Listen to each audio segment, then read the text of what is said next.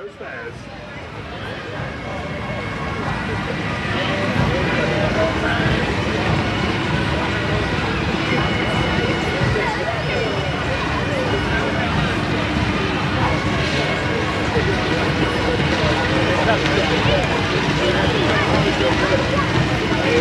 I can see the tractors are now making their way into the arena. The first one there is leading off from a lot of the smaller tractors from the horticultural section.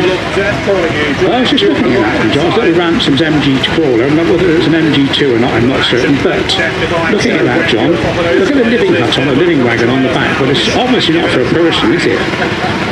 Because if to sleep in there, you'd be a bit cramped. That's for taking the chickens out for a walk, isn't it? No, for a ride, they're not walking.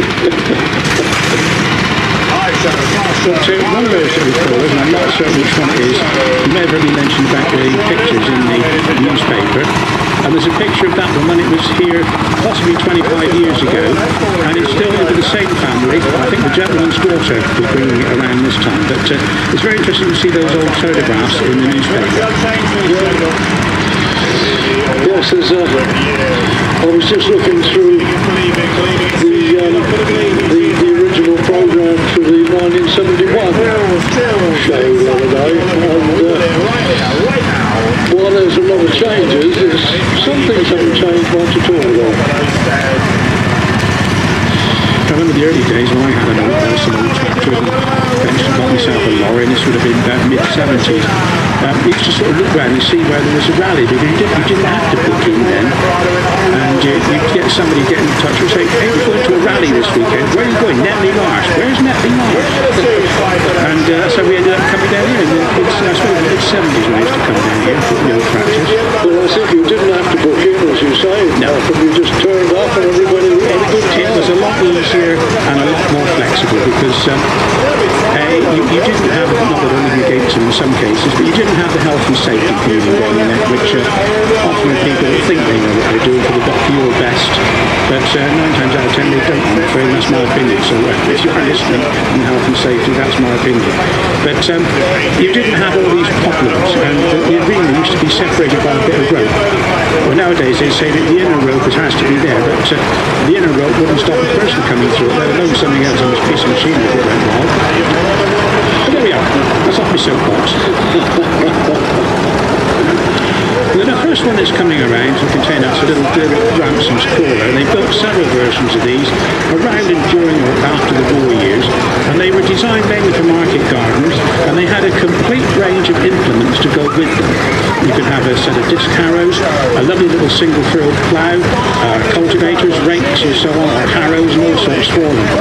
They got a single-cylinder engine. Now the earlier ones, I believe they had a Ransom's engine in them, and the later ones had a Jap engine, and Jap, which stood for J.A. Prestwich and Company. They were the manufacturers of them. This is number 1 in the listing. You see Ransom's cast in the timing cover for the magneto. Nice little air-cooled engine. You've got what you call joystick steering. You've got 2 controls there. Pull on the right lever to go right, pull on the left lever to go left. Usually it was driven through a centrifugal clutch, and the important thing was you had to have one of those engines tuned so that it would tick over, because if it didn't tick over, you didn't stand a chance of getting it in gear. But they were the little tractor for the market gardens, and there were lots and lots of them around here. That's the earliest one there in the front. That's the Ransom's MG1, I think. It's a lovely little second one. It's the one that is featured in the newspaper. Just about to start on the inside. Come and join us now. And the other things these little Ransom's had, if you look on the back as it goes by, you can see the belt pulley there, which is like a big wheel on the back. And then the little market garden tractor there, it's just one of those particular takes on the Mullins range that was manufactured in so many different guises and with so many different names on there. And there's the little auto truck there, complete with the whole family out with the auto truck. Reaching high speeds. the 2020, the John Deere 2020 there. Yeah, John Deere was a company based in the United States, and they were originally ploughshare manufacturers. And as the tractor world was taking off, John Deere didn't make a tractor, so they bought the Overtime Tractor Company. And a lot of their tractors were green and yellow, and John Deere has kept the same colour scheme throughout the production of pretty well every tractor they've made. And they had the longest production run on tractors with the John Deere Model D, which was first produced in the 1920s, and it was still in production almost up to the 1950s, and it was a tractor that changed very little. And a lot of the earlier tractors were twin-cylinder horizontal flat engines, and the Americans had a nice little nickname for them, and they were known as Poppin' Johnnies. But since they then changed over and got multi-cylinder inline engines in, the exhaust note has been lost. Many of the ones, like the ones that you see here, the larger ones, can't see what the biggest one is, but they wouldn't have been found on local farms. These were more or less for use on the arable farms, because mainly due to their size and the literally availability and facility of implements for them and getting them in and out of farmland.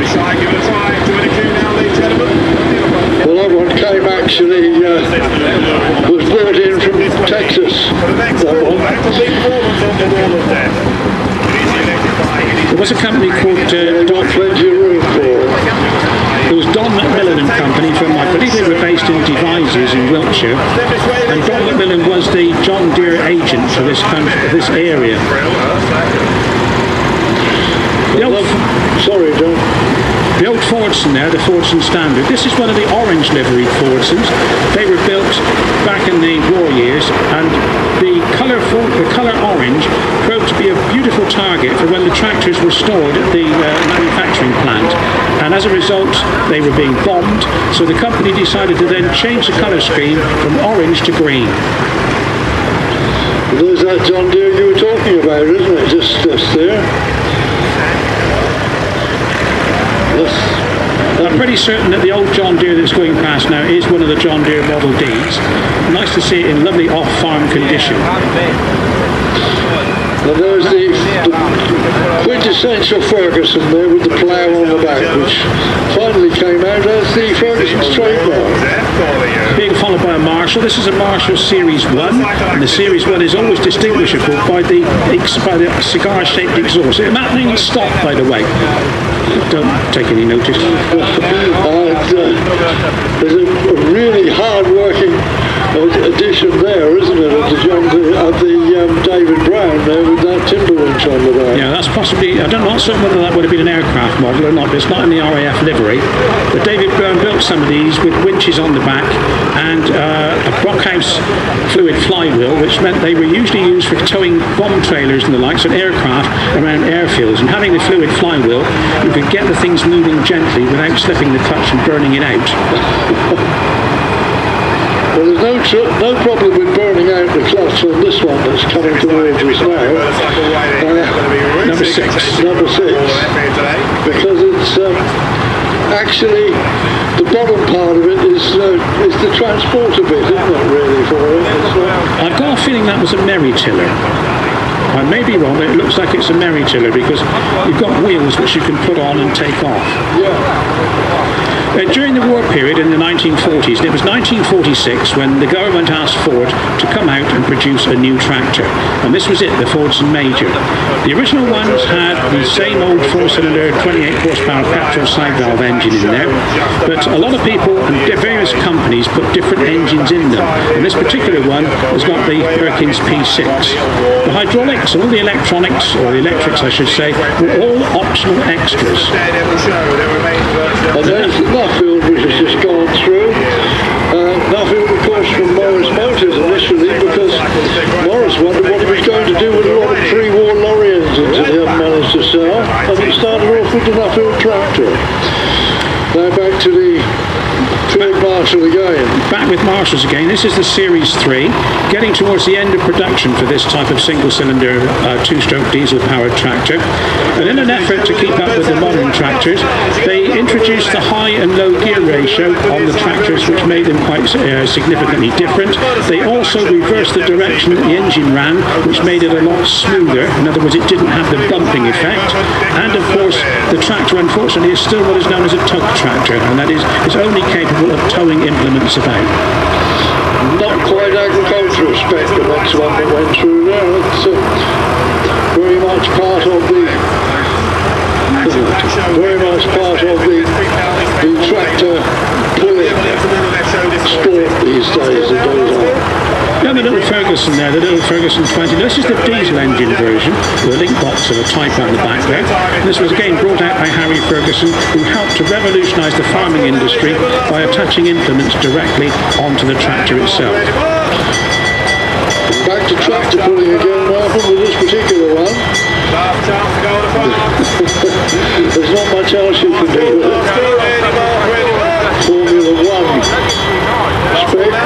Onto Nuffields again. This is the early type Nuffield with the actual TVO engine in it. And the interesting thing is you could get these running on TVO quite quickly because they had a little thing called a bi-starter, which was almost like a separate little carburetor, which meant you could run them on petrol and literally convert them over very quickly and gradually change onto the tractor vaporising oil. Fortune Major there. Again, this is the later version, which was brought out in the 50s. The Series 3A Marshall now. The 3A was signified by its colour scheme, and this was now changed to orange. And again, that one there is typical use in the timber industry with the winch there strapped underneath. And they will be defying death and gravity. Amateur registered Ferguson has supplied down to the Andover Council there for their parks department. I think it must have been used for shunting as well, because it's got a sprung front bumper on the front there. The tyres on it are golf course tyres, so that it didn't leave too many marks when it was used for cultivating purposes.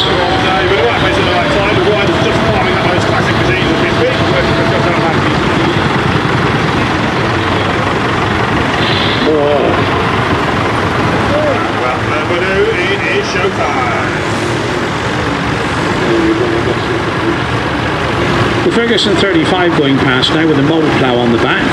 That would be used for drainage work, and that's the transfer from the 20 horsepower to the 35 horsepower version. And the colour scheme which was used to signify that was the gold chassis and grey tin work. Back to the Nuffield again. There was a fleet of these tractors actually employed in the Morris Motors production company there around the factory, doing all sorts of jobs in the factory production line. Well, that's the Universal 3 with a 3-cylinder engine. Ferguson again, 35. This is the 4-cylinder diesel version.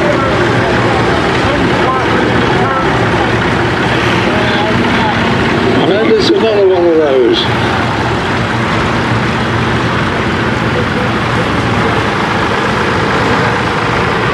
Fortune Dexter, this time fitted with a loader, possibly a mill loader, which was Midland Industries Limited. And the Dexter was the Ford's answer to the successful Ferguson.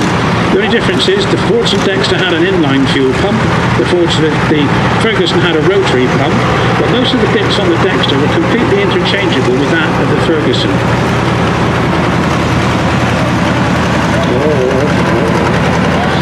Super Major says, well, it's certainly super, so that's going on there to keep the policy forward. Now, one of the jobs that often had to be done was fencing work, and we've got a nice little Ferguson 35 now coming past us with the auger or post hole borer on the back. That could be used on the hydraulics and the power takeoff shaft. The power takeoff shaft provided the power to turn the auger, and it would be used to drill holes in the ground. You could lift the auger out with the hydraulics, and you had your fence post hole already dug. Well done. Straight on to David Brown now, so there's 2 David Browns we've had already in the parade this afternoon. Yeah, this is the red and yellow version of the David Brown. This is David Brown Implematic. These were brought out in the 60s and 70s, and Implematic meant it had a hydraulic system which would suit most implements that were used at the time. Ferguson Super Major now, and you'll see this one's got live written on it because this is progressing on through the years of the Ferguson Major. And this would have a live drive clutch, which you had a double clutch, one which controlled the transmission, the other one which controlled the power takeoff shaft. And I've got a feeling that's a wonderful type of Howard dung spreader gone past. But it was passed so fast, we missed it. Another live drive major coming through, number 64. This again, as I say, the dual position clutch meant if you were doing such a task as baling and you came across a rather large wodge of hay in the swath you were baling, you could put the clutch down and stop the wheels from turning, but it would also keep the baler going if it was driven off of the tractor itself.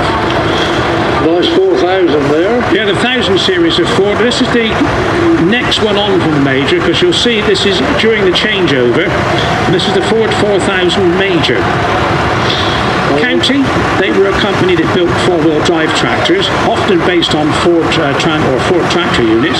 And of course, they had the advantage that you now had a four-wheel drive version using four wheels of the same size.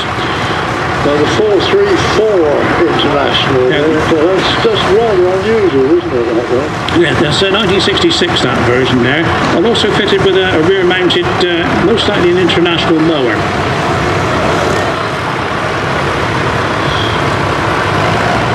The 135 multi-power coming past now. This is an interesting little tractor because if you were doing such jobs as crop planting, you often needed to change gear, but you could, with this particular one, you could change gear without stopping. If you look just below the steering wheel, see there's a little chrome lever sticking out, and that's the multi-power. You moved it up or down for high or low ratio, and it would change gear without actually using the clutch. The 135 was the next follow-on. This again is the follow-on from the 35, and that one there with a nice little link box. Now the 5000 there, so we're working up through the Ford range pretty well. Well, the demand was coming for bigger and hot pieces of implements, which needed more horsepower and bigger tractors to drive them. The 135 Ferguson passing us now has got a nice little Ferguson earth scoop on the back. That will be lowered down and could be used for moving gravel and the likes about. Number 148 Ferguson now, slightly different. This one's got a two's transport box on the back. They were made at Tiverton in Devon. And the Ford 3000 there, that's the equivalent to the Fordson Dexter. And they're returning again to the roadless. Very distinctive tractor as well, it's quite rightly said. Roadless were also a company that built tractors based on the Ford. Very much Ford.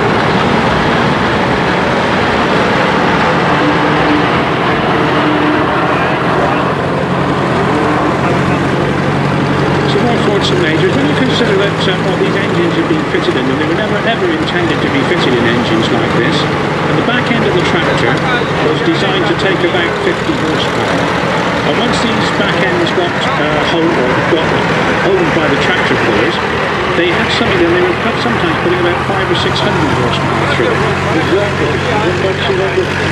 It was a credit to Ford's engineering. The Leyland 245, I believe that was, a little Leyland tractor. Leyland originally, they were Marshall tractors, and Leyland took them over, or the other way round, and they became Marshalls. The 148, now I've got a feeling the 148s, they were mainly sold on the continent, I believe. Maybe wrong, but I believe they were sold mainly on the continent, even though this one has a UK registration on it. So didn't the Nuffields went into the Leyland as well, then, didn't they? Yeah. And another tractor on wedding duty by the look of it. That's the second county that's gone through with wedding bows up on the front. Right, looks happy in there anyway. Got the dog as well. Yeah, two dogs in there. So anyway, I get a four-wheel drive tractor, a wife and two dogs. Now here's a working county, if ever there was one. Big timber tractor. The 1124 with a bout winch on the back there and a huge anchor. 2850 John Deere. The 2850, where if you look at the 2850 John Deere, the front windscreen, the cab, actually is the doors, and it opens out completely to allow you for access, but you've still got that pillar down the middle which sometimes obstructs a little bit of vision, but not too much.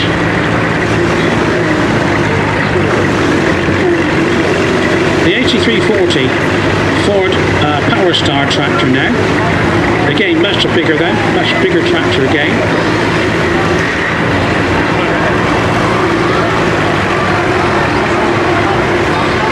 That's a little Dexter, the first Dexter we've seen this afternoon. That's not an ordinary Dexter, because Dexter never as such built a four-wheel drive. Yes. That's a four-wheel drive, a specialist conversion there to give you a little four-wheel drive tractor, and that's the Ferguson Dexter. That would have been about 1963 when it was made according to the suffix on the registration. But the four-wheel drive is a kit, not certain who did it, which was a kit which was adapted into the gearbox to give you the four-wheel drive for the tractor itself. And another Ferguson Major there also with a four-wheel drive.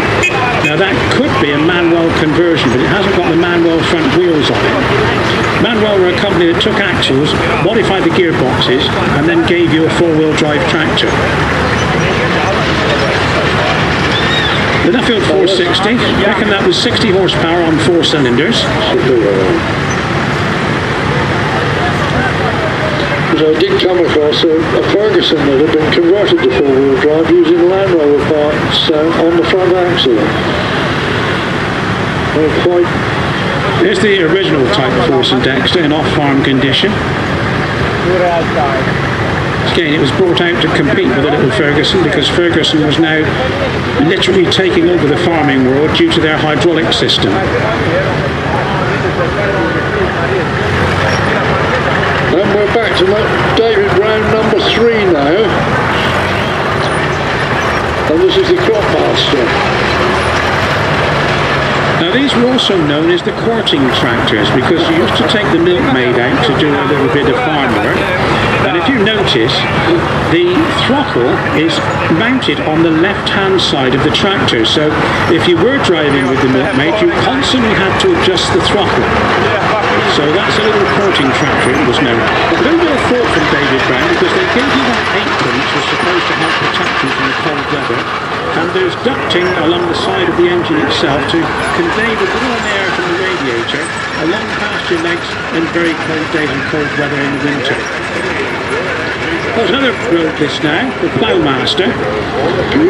Beautifully restored, isn't it? That's the Ploughmaster 90. Possibly reckoned to be about 90 horsepower.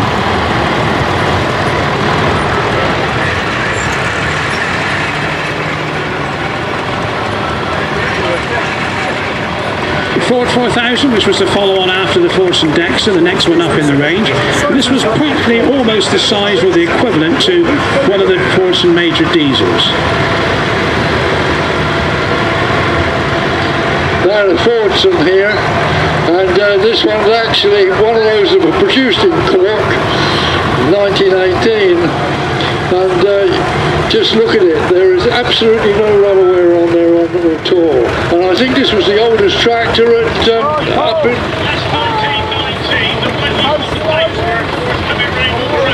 Right, this was the one that got the prize at Bloxham, wasn't it? I don't think so, but I think it was. Ah, well, one of those got away with it this year as the oldest tractor there. There you go, that's the oldest tractor here. Yeah. What I'm going to do is take her out because she's already boiling. Yeah. Because I have all the sensitive that, but the one that's coming round on the front, she's just smashed the bar. Right.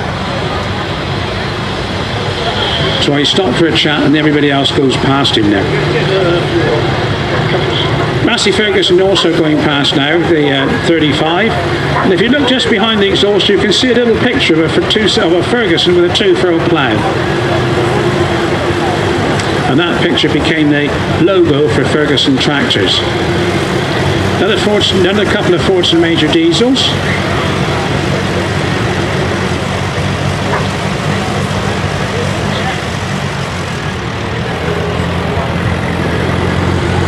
Another Ferguson Super Major now, also fitted with a roll frame.